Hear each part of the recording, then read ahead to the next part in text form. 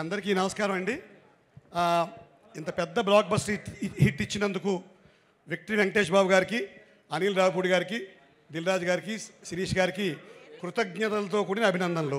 కృతజ్ఞత ఎందుకంటే మా స్థాయి నటుల్ని కూడా ఇందులో భాగస్వాములు చేసి మా కొత్త స్థాయి క్రియేట్ చేసినందుకు కృతజ్ఞతలు సార్.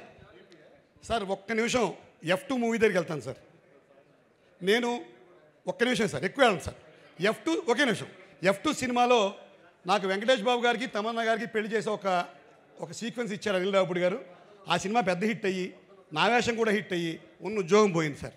ఆ దెబ్బకి కలెక్టర్ ఉద్యోగం మానేసి హైదరాబాద్ వచ్చాను పెట్టించుకుని పెద్ద యాక్టర్ అయిపోదామని. పెద్ద సినిమాల్లో చిన్న వేషాలు, చిన్న సినిమాల్లో పెద్ద వేషాలు. సాగుతోంది భయం వేసేస్తుంది.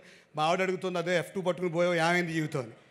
సో ఈ భయంలో భాగంగా నేను నటించిన ప్రతి సినిమాకి వెళ్తాను, ప్రతి సినిమాకి. ఆ ఇంటర్వెల్లో ఎవరైనా గుర్తుపడతాడేమో ఆశతోటి ఆ ఇంటర్వెల్లో బయటకు వచ్చి థమ్స్అప్ తాగుతాను సార్. ఫస్ట్ అయిపోతుంది, ఒక్కడు కూడా గుర్తుపట్టాడు. తర్వాత లిమ్కా, స్ప్రైటు, కాఫీ, టీ అన్నీ అయిపోతాయి. ఈ లోపల ఇంటర్వెల్ బెల్లం అవుతుంది, అందరూ నన్ను తోసుకుంటూ లోపలికి వెళ్ళిపోతారు. ఒక్కడు కూడా పట్టించుకోడు. లోపలికి వెళ్ళిన తర్వాత ఓ రోజు జరిగింది సార్, పక్క సీట్లో ఒకడు కూర్చున్నాడు. ఎవడూ పట్టించుకోవట్లేదు, 2-3 ఏళ్ళు అయిపోయింది, అందరూ కలెక్టర్లు అయిపోయారు, జీవితం ఇలా అయిపోయిందని భయం వేస్తుంది. కరెక్ట్గా వాడు నాకేసి చూసి, సార్ మీరు కమాన్ అంటున్నాను, నేను గుర్తుపట్టేశాడేమో అని. చాలా బాగుంటారు సార్ అన్నాడు. ఇదేంటి మన సినిమాలో ఆ పప్పా పాండే గారు ఆ జార్జ్ యాంటనీ తొడమి చేసినట్టు వేస్తాడమని భయం వేసి నేను పక్క సీటుకి వెళ్ళి సర్దు కూర్చున్నాను సార్. ఇది నా ఇంటర్వ్యూల అనుభవం.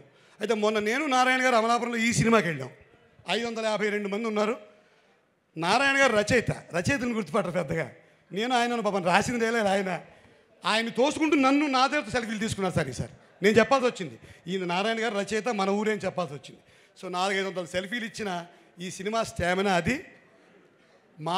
మా స్థాయి నటులకు కూడా ఒక స్థాయిని కల్పించిన ఈ సినిమా స్టామినా ఇది. సో అదిదా మా విక్టరీ వెంకటేష్ బాబు గారి స్టామినా, అదిదా మా అనిల్ రావిపూడి గారి స్టామినా, అదిదా మా దిల్ రాజు అన్నయ్య, మా శిరీష్ అన్నయ్య గారి స్టామినా. ఇప్పుడు ఇంకొకటే ఒక మాట చెప్పి క్లోజ్ చేస్తాను సార్. అనిల్ గారు మీకు ఒక గొప్ప కాంప్లిమెంట్ వచ్చినా చెప్పి నెక్స్ట్ ఒక లైన్ చెప్పేస్తాను. సుబ్రహ్మణ్యం గారు అని ఒక ఆయన రిటైర్డ్ ప్రొఫెసర్ సార్, అంటే ఆయన నాగార్జున యూనివర్సిటీలో 1940 నుంచి వచ్చిన ప్రతి సినిమా మీద ఆయన రివ్యూ రాశారు. చాలా గొప్ప మనిషి ఆయన, సినిమా ప్రేమికుడు, రిటైర్డ్ ప్రొఫెసర్, 80 ఏళ్ల మనిషి. ఆయన ఈ విమర్శల మీద రాస్తూ ఆయన ఒక మాట రాశారు. విజయవారి సంస్థల్లో కేవీ రెడ్డి గారి స్క్రీన్ ప్లే, ఆయన తయారు చేసిన పాత్రలు ప్రతి పాత్రకి ఒక ఔచిత్యం ఉండడం అనిల్ రావిపూడి గారిలో కనిపించిన ఒక మాట అన్నారు. నేను అది మొన్నే చెప్దాం అనుకున్నా కానీ మీరు బిజీగా ఉన్నారు, ఫోన్ ఎత్తలేపాను.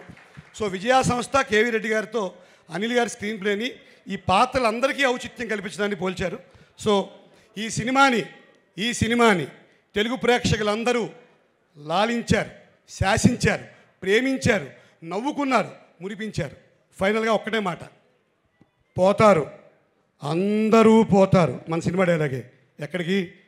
సంక్రాంతికి వస్తున్నాం సినిమాకే పోతారు, వేరే సినిమాలకు పోరు. జై Hind. Thank you very much.